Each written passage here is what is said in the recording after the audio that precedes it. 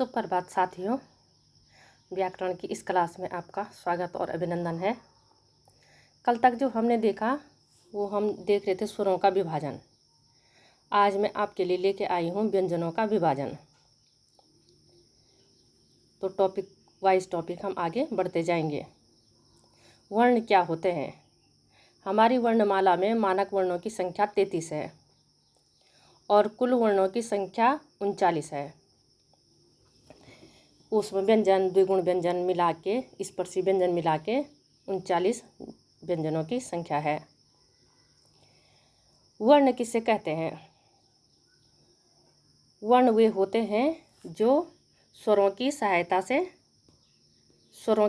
से बोले जाते हैं, उनको क्या कहते हैं? वर्ण कहते हैं। अब वर्णों का भी उच्चारण स्थान अलग अलग प्रकार से होता है। जैसे होता है उच्चारण के आधार पर हम व्यंजनों का विभाजन करते हैं। तो पहले आते हैं स्पर्शी व्यंजन। इनको वर्गीय व्यंजन भी कहा जाता है। इनकी संख्या होती है 25। क वर्ग को कंठ वर्ग कहा जाता है। क ख ग घ ङ, इसको कंठ वर्ग कहा जाता है। च वर्ग को तालु वर्ग कहा जाता है। ट वर्ग को मूर्धा वर्ग कहा जाता है। त वर्ग को दंत वर्ग कहा जाता है। प वर्ग को उष्ठ वर्ग कहा जाता है। जो ये चार हैं च छ ज झ, इनको स्पर्श संघर्षी व्यंजन भी कहा जाता है।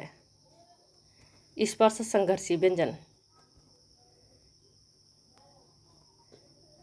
इन चारों को च छ ज झ, इनको स्पर्श संघर्षी व्यंजन भी कहा जाता है। स्पर्शी व्यंजन वे व्यंजन कहलाते हैं जिनका उच्चारण करते समय मुंह के किसी न किसी भाग से स्पर्श होता है।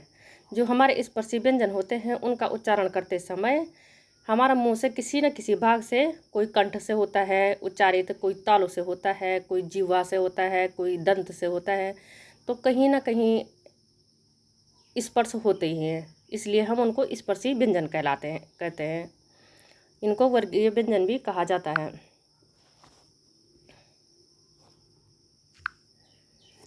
अब आते हैं अंतस्थ व्यंजन। ये वे व्यंजन होते हैं जिनका उच्चारण करते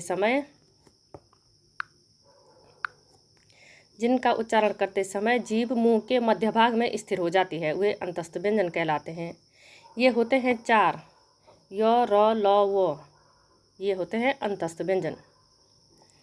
इनमें से र होता है लुंठित वर्ण, र लुंठित वर्ण होता है, और ल होता है पार्श्विक वर्ण। ल को पार्श्विक वर्ण भी कहा जाता है। अब आते हैं ऊष्म संघर्षी व्यंजन। ऊष्म संघर्षी व्यंजन हमारे पास होते हैं चार। ऊष्म संघर्षी व्यंजन वे व्यंजन होते हैं जिनका उच्चारण करते समय मुंह से गर्म श्वास बाहर निकलती है तथा कंपन या घर्षण उत्पन्न होती है। ये ऊष्म संघर्षी व्यंजन कहलाते हैं। इनकी संख्या होती है चार। स ह, ह को हम काकल्य वर्ण भी कहते हैं। अब आते हैं घोषत्व के आधार पर। दूसरा विभाजन होता है व्यंजनों का घोषत्व के आधार पर। घोषत्व के आधार पर दो प्रकार से इनका विभाजन किया जाता है, घोष, अघोष और सघोष।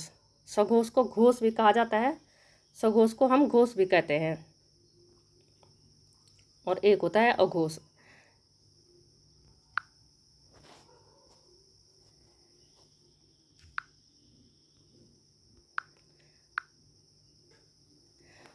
प्रत्येक वर्ग का पहला और दूसरा वर्ण होता है वो अघोष होता है। जैसे क ख च छ ट ठ द ध त थ प फ, ये है हमारे अघोष वर्ण। अब आते हैं सघोष। तो प्रत्येक वर्ण का तीसरा, चौथा, पांचवा होता है हमारा सघोष होता है। ये वे वर्ण होते हैं जिनके उच्चारण करने पर मुंह से घर्षण उत्पन्न होता है। जो अघोष वर्ण होते हैं उनकी तुलना में इनका उच्चारण करते समय मुंह से थोड़ा ज़्यादा घर्षण उत्पन्न होता है, तो इनको सघोष, घोष या सघोष कह सकते हैं।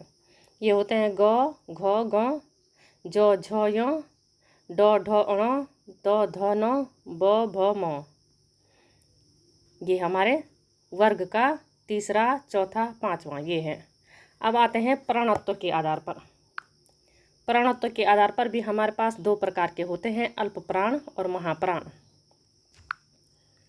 अल्प प्राण व्यंजन वे होते हैं जिनका उच्चारण करते समय मुंह से कम हवा निकलती है, महाप्राण की तुलना में थोड़ा कम हवा निकलती है, उन्हें हम अल्प प्राण कहते हैं। अल्प प्राण होता है वर्ग का पहला, तीसरा और पांचवा वर्ण। जो हमारे स्पर्शी व्यंजन हैं उनका हमारा पहला वर्ण, तीसरा और पांचवा, ये होते हैं हमारे अल्प प्राण। जैसे क, ग, ग, च, ज, य, ट, ड, ण, त, द, न, प, ब, म। ये वर्ग का पहला है, ये तीसरा है, ये पांचवा है। इस प्रकार से ये हमारे हैं अल्प प्राण। और प्रत्येक जो महाप्राण है वो प्रत्येक वर्ग का तीसरा, दूसरा और चौथा, ये हमारे महाप्राण होते हैं।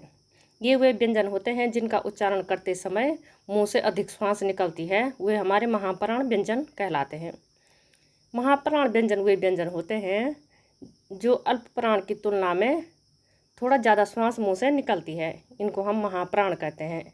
ये प्रत्येक वर्ग का दूसरा और चौथा होता है।